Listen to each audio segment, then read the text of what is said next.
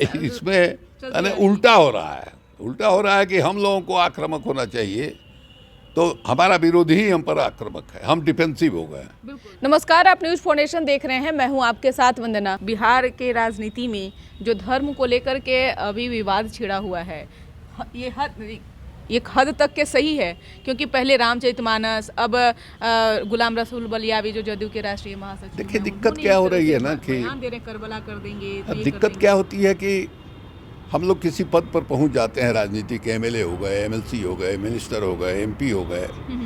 अब हम लोगों को गलतफहमी हो जाती है कि सब चीज़ का ज्ञान हमारे ही पास है।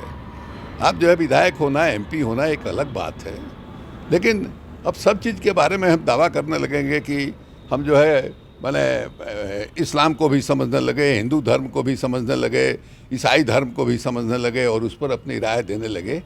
अपनी सीमा को पहचानना चाहिए, अपनी सीमा को पहचानना चाहिए।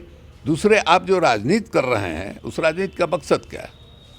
आपके दिमाग में है कि नहीं साहब, भारतीय जनता पार्टी जो है नरेंद्र मोदी के नेतृत्व में देश को नुकसान पहुंचा रही है, लोकतंत्र को नुकसान पहुंचा रही है, संविधान का अवहेलना हो रहा है, धार्मिक नफरत फैला करके वोट लेने की कोशिश की जा रही है। आप उसको परास्त करना चाहते हैं ताकि लोकतंत्र बचे, संविधान बचे। अब उसका मैदान जो है वो धर्म का मैदान है। वो हिंदू मुसलमान, हिंदू ईसाई करके लोग अपना वोट जो है पोलराइज कर रहे हैं। एक बड़ी आबादी है हिंदुओं को कि उसको वो अपने तरफ कर रहे हैं। तो आप ऐसा कुछ बोलिए जिससे उनको लाभ मिल जाए, तो आप जो लड़ाई लड़ रहे हैं उस लड़ाई को हराने का ही काम कर रहे हैं भाई, जाने अनजाने। इसलिए ऐसे लोग जो बोलते हैं इनको हमेशा इस बात का ध्यान रखना चाहिए कि साहब इससे माने आपकी जो राजनीति है, आपका जो मकसद है, आपका जो राजनीतिक लक्ष्य है, उसको लाभ पहुंच रहा है या नुकसान पहुंच रहा है, इसी को नज़र में रख के, इसी दृष्टिकोण से जो है कोई बात बोलनी चाहिए।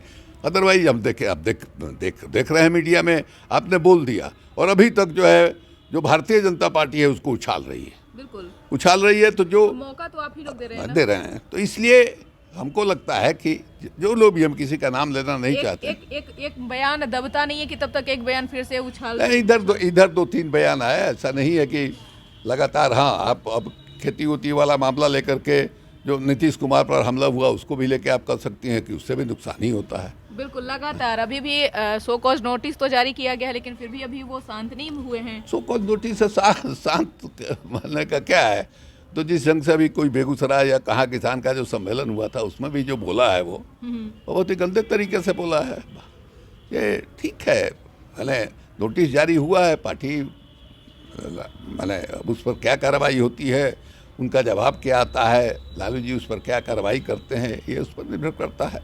लेकिन लगातार इधर जो है मैंने जो क्या नाम है, सरकार बनी है तभी से ये इसमें उल्टा हो रहा है। उल्टा हो रहा है कि हम लोगों को आक्रामक होना चाहिए, तो हमारा विरोधी ही हम पर आक्रामक है, हम डिफेंसिव हो गए।